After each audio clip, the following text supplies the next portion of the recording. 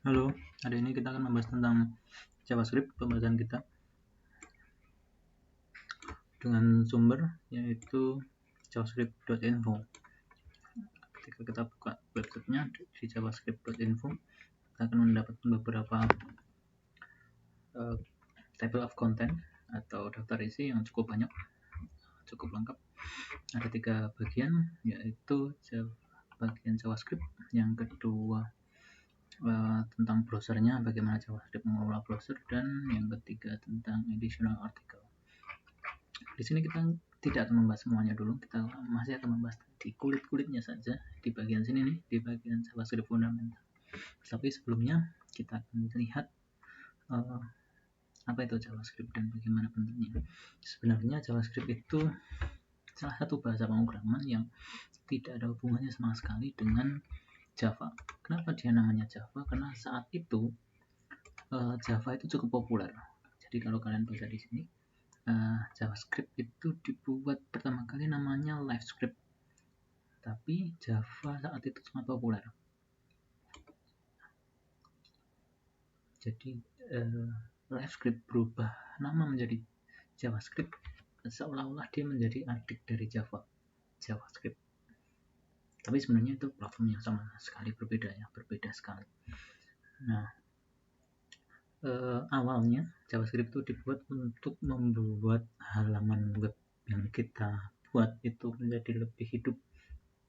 Jadi kalau sebelumnya kita belajar HTML dan CSS, HTML itu kerangka dasarnya suatu halaman web, kemudian CSS itu untuk mempercantik tampilannya.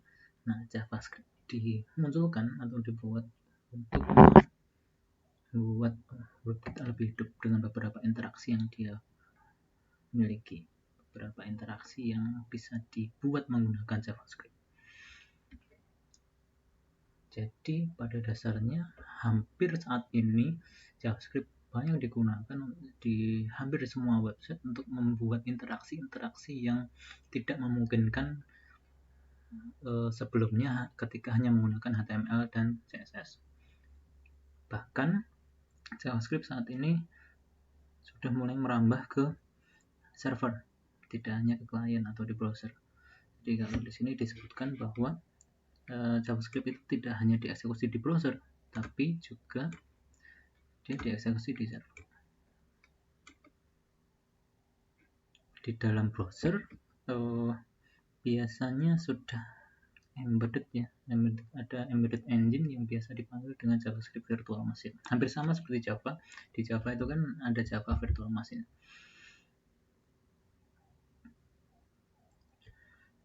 Di setiap mesin memiliki kode name yang berbeda.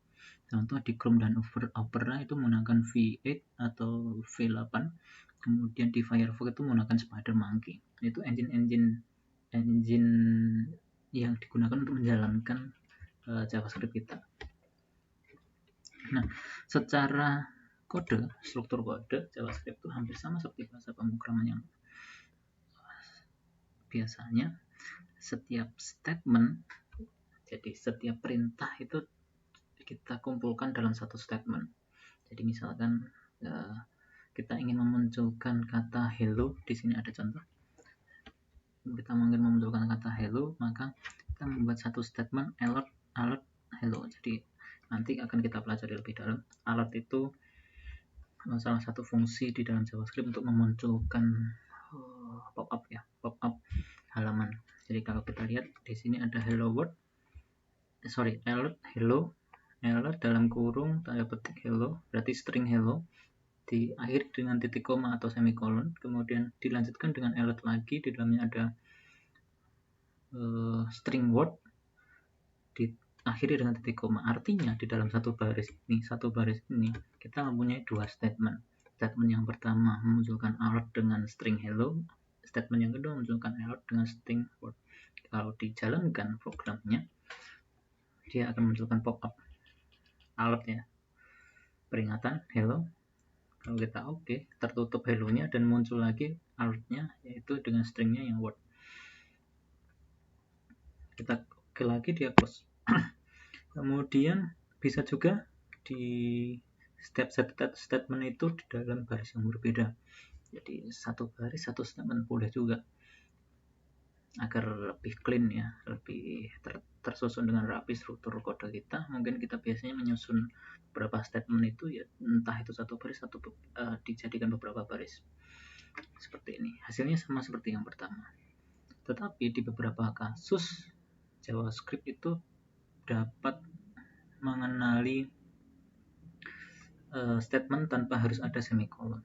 Contohnya di contoh yang ini nih, ada dua baris, ada alert hello, stringnya hello tanpa semikolon atau titik koma. Yang baris yang kedua itu ada alert dengan string word tanpa titik koma juga. Dijalankan, dia tetap jalan. Hello, kemudian word. Ada beberapa contoh. Kemudian ada beberapa contoh error ya.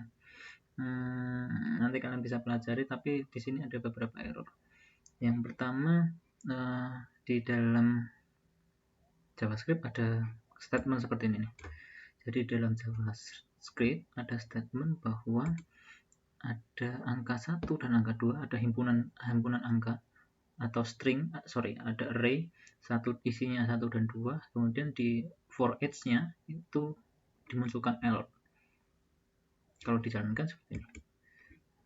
Alert 1, alert 2. Jadi setiap elemen dari array-nya dimunculkan menjadi alert gitu ya.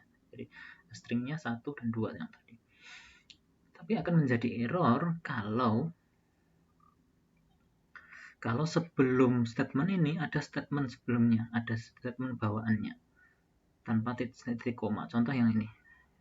There will be an error. Kenapa? Karena di sini tidak ada titik koma. Jadi dia akan menganggap bahwa alert yang di sini tidak bisa statement itu disambung langsung dengan ini bracket ya, istilahnya bracket.